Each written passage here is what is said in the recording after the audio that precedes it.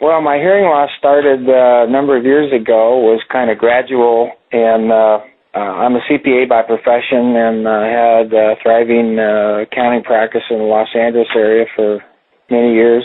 And I found that over time I had to keep asking people to repeat themselves. That was kind of the first major indication, that I might have a hearing problem. Being the top dog in my office, nobody ever, I guess, thought it was appropriate to call attention. Gee, can't you hear us? And the straw that broke the camel's back, so to speak, was I was sitting across my desk from a client one day, a very important client whose relationship I valued very much, and he was talking about a complex financial matter, and I realized that I couldn't understand half of what he was telling me. And that really got my attention because, first of all, from a service point of view, that's not a good situation. And secondly, from a financial point of view, selfishly, I didn't want to put my relationships with clients at risk because that would negatively affect my business.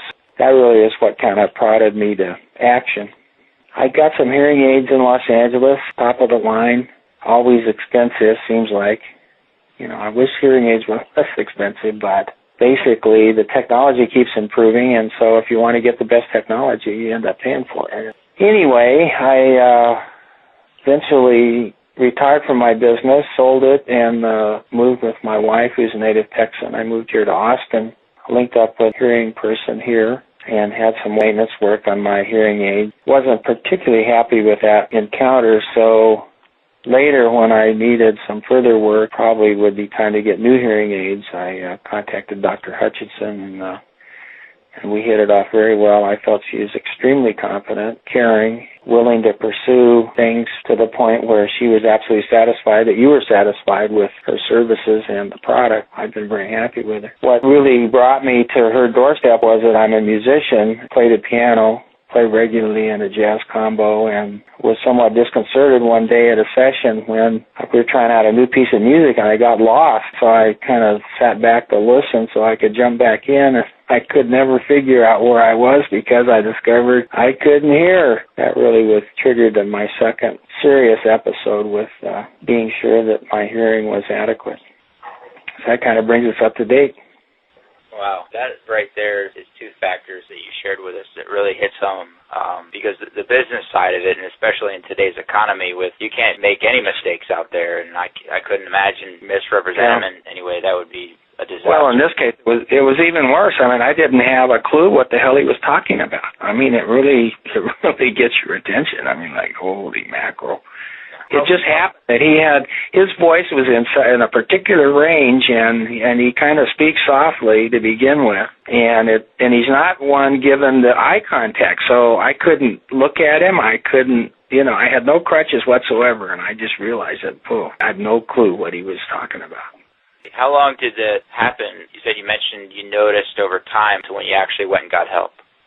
And I think that's one of the unfortunate things about some of these maladies. They overtake you many times slowly. I really can't say when it started, but there must have been at least a year in there where, it seemed like every time somebody asked me a question, I'd ask them to repeat them. It's real important to maintain eye contact because I think that, I don't read lips or anything like that, but something about that whole transaction becomes a lot easier if you can see the person that's talking to you. At least that was my experience. I've reflected on it many times. I've never really identify in my own mind any particular event or circumstance or series of events that would have damaged my hearing. So I've kind of just come to the conclusion it was more a genetic thing. It's hard to say. I know I'm being in the military and stuff. I've been around a lot of large explosions.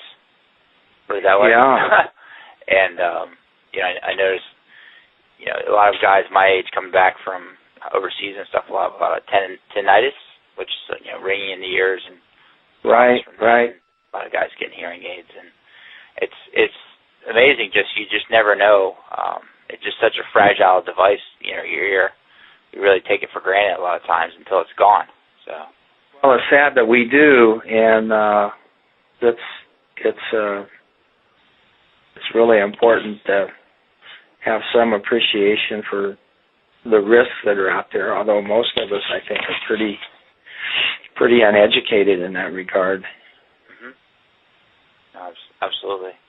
Is there anything else you'd like to share, with people that are out there that are thinking about possibly going in to get fitted for hearing aids, or at least find out more information for them? Well, I think that's the key.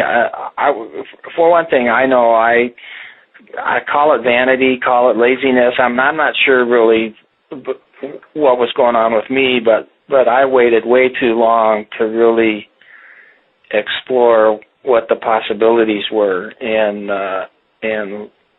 there's so many solutions, and they're pretty simple, and the price can be all over the map, and I would say to anyone that better to know and understand what's going on, even if at that particular moment in time you decide not to do anything. It's far better to have good knowledge than to just go along blindly waiting for things to get worse, Do you feel the best thing is maybe to educate themselves on, the process of the hearing aids in general?